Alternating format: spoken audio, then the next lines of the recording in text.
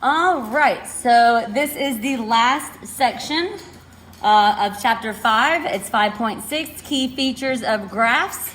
It's only going to be on one page because I have a foldable for you to put in. I'll go with that. Okay, this foldable right here. So you can go ahead and print that off if you can. So turn to that page. Okay. Get it titled up here, number your page. All right. And then the foldable sections here. Okay, it's like this. If you have a printer, that's great, print it out. You're gonna fold each of the edges into the y-axis. Okay, and then I drew this line through the paper. And so we have 4 different topics, 4 different key features we're gonna talk about. We have x-intercepts, y-intercepts, and then both down here at the bottom are maximum and minimums, but one is called relative maximum and minimums, and the other one's absolute maximums and minimums. Okay. So go ahead and pause if you need to, get that caught up, and then push play when you all ready to start talking about it or listening. Okay. All right, so the first one we're going to talk about is x-intercepts. Okay. X-intercept, self-explanatory. It's where the function intercepts the x-axis. Some people like to use multiple words for intercepts. There's crosses, meets, touches, connects to, makes contact with. So we're just going to kind of write some of those words down. Okay. So this is where we'll write the definition.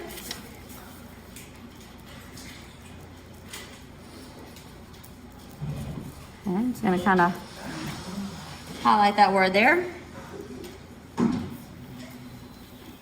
And I'm going to say, anytime it's a word like this, it says point or an S, that stands for point or points. Okay, meaning it can be singular or plural. Okay, because the function can cross at the x-axis at more than one point. Okay, if it's not linear, it can cross at multiple points.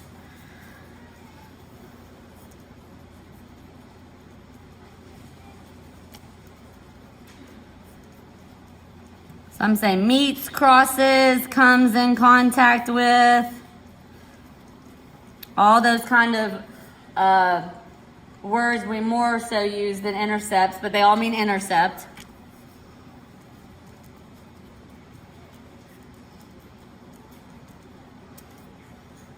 Okay. So where the function intercepts the x-axis. What is the value of y if the point is on the x-axis? What's the value of y? Yeah, thanks, Scarlett. It's 0. Y equals 0 at these points. Okay? Y equals 0 at this point. Because on the y-axis, or on the x-axis. Okay, it doesn't move up or down, just on the x-axis. Okay. So this is where color coding comes in handy. Okay, how many x-intercepts are there? No. 2.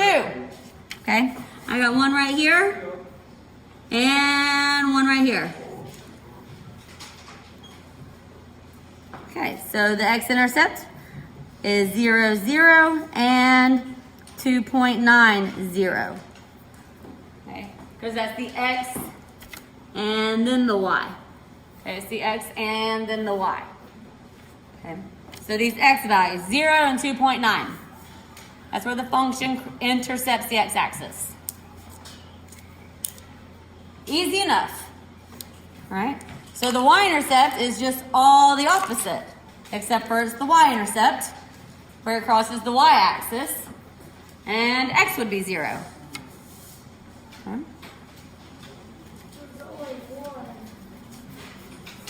There is only one. Okay.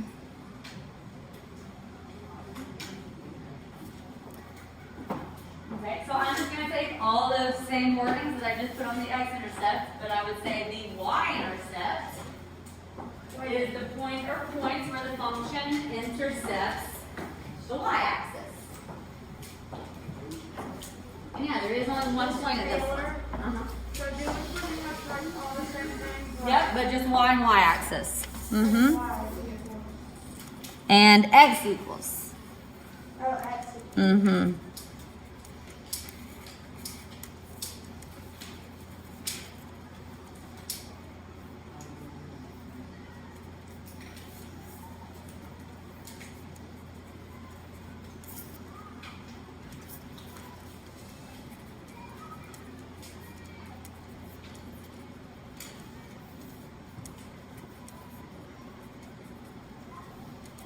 And x would equal 0 at this point.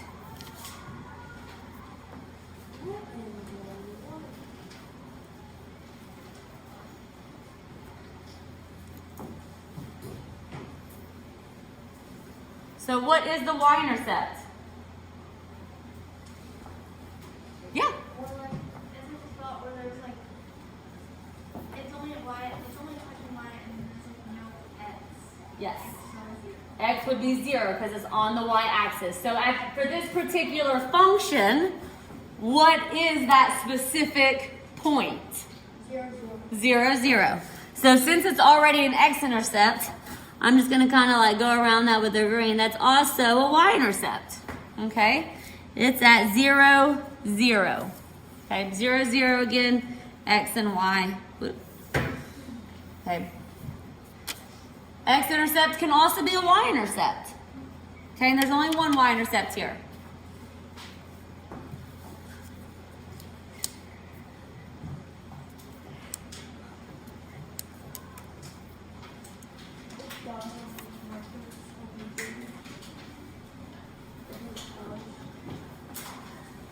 Okay, for the bottom ones, for the minimum and maximums, I think the easiest one to understand is the absolute.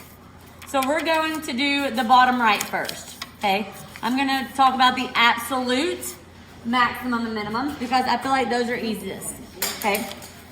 So when I'm talking about the absolute, maximum, and minimum, I'm looking at the whole graph, okay? The whole function.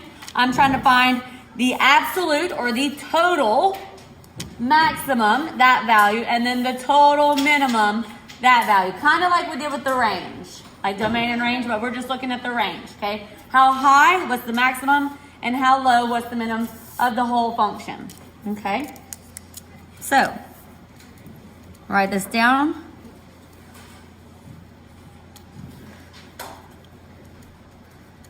Whoops.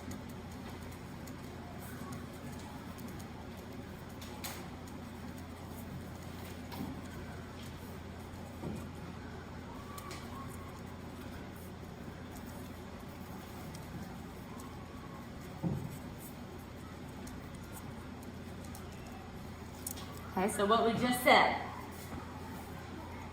it's, if you're looking for the absolute, think of like the total, looking at the whole entire thing, okay?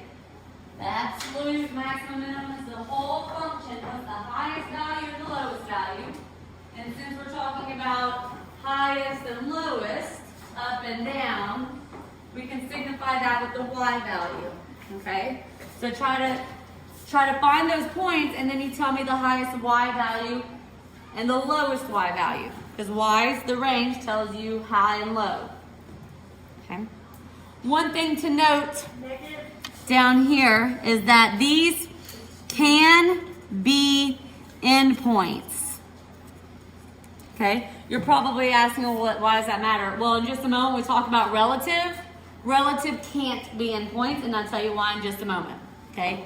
These can be endpoints because the endpoints are part of the function. So we're looking at the whole entire thing. Okay. So what I like to do, I have understood that these are the highest up here. So I like to draw a little line to be like, here's the highest values of the function, and here's the lowest value of the function. Okay. That's the maximum and the minimum. And you state the y value. So this one up here, this is the absolute maximum. And you would say y equals what? What's up? Oh, y'all can't see that up there. I heard it. Someone said it. Emilio, did you say it? 16? y equals 16. That's the absolute maximum. Down here, the lowest value, absolute minimum, right, y equals negative 10. Okay, again, the x value doesn't really tell me how high or low. Okay, the x value tells you left or right. So I just look at the y value. Zoom out just a little bit so y'all can see all that. Okay.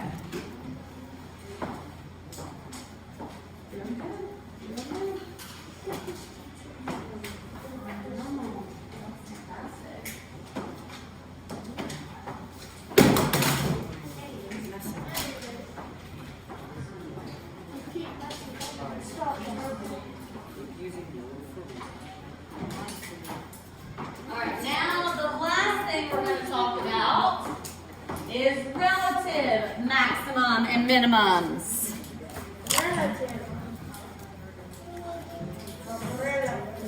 Okay, so absolute was just looking at the whole function, like here's the highest, here's the lowest, okay? Relative is over a specific interval, meaning when you see the graph changing, okay? So you guys can already look at this graph here. If we start, so we're just gonna start from left and make our way going right, and we're gonna determine if the interval changes or if the graph changes here. So if we start right here, we're going up. Is the function right here, is it increasing or decreasing? Okay, so sometimes you'll see like a little plus sign there over that interval. So from there to there, it's increasing. Then it changes direction. And now it's going down. So that means right there's got to be... Decreasing. This side's decreasing, yes. So that's got to be a relative maximum. Okay, then I'm going down.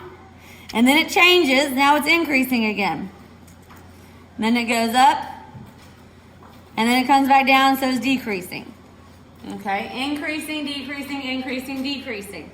So those are intervals. Okay, so there are relative maximums, these two up at the top, and then there's a relative minimum right here in the middle. Okay, but we can't count these endpoints. Okay, we can't count these endpoints because I don't know what continues this way. I can't assume that this graph keeps going down. I can't assume that it's going to turn right here and go back up. Okay, same thing with this endpoint. I don't know what happens to that as it goes on. Okay, don't make any assumptions. This is just going down. There's not a change in direction. So over here, write this down, then we'll go back over them again. And identify them on the graph, or label them more.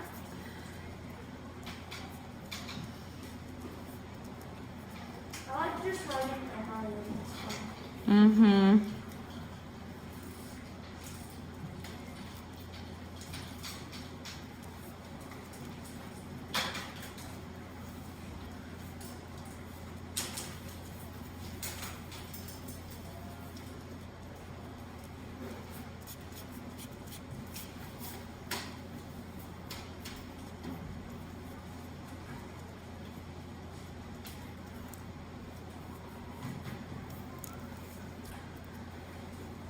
Okay, so I said the relative maximum and minimum is the y value of just the high and the low values over that specific interval as you move from left to right on that function. Okay, so when you notice the graph is changing directions, then you have identified a relative maximum or minimum. Okay, and make a note that these cannot be an endpoint because we don't know what happened before or after it.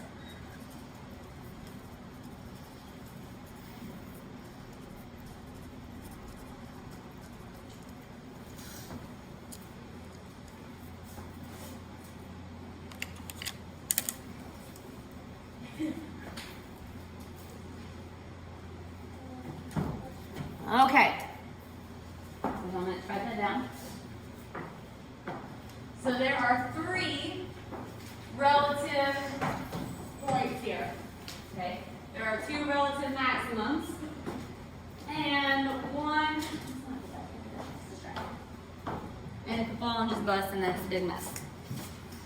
Okay, so right here, this top one This is a relative maximum, and I would say y equals 16. Also right here. I'm not gonna write that again. Oh, let me zoom out a little bit. Okay. There's two relative maximums at y equals 16, right here and right here.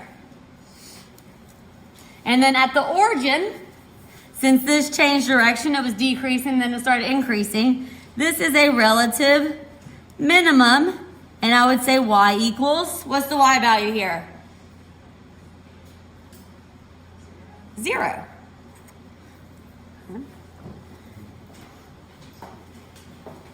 And I can't count these two endpoints because I don't know the change in direction after that.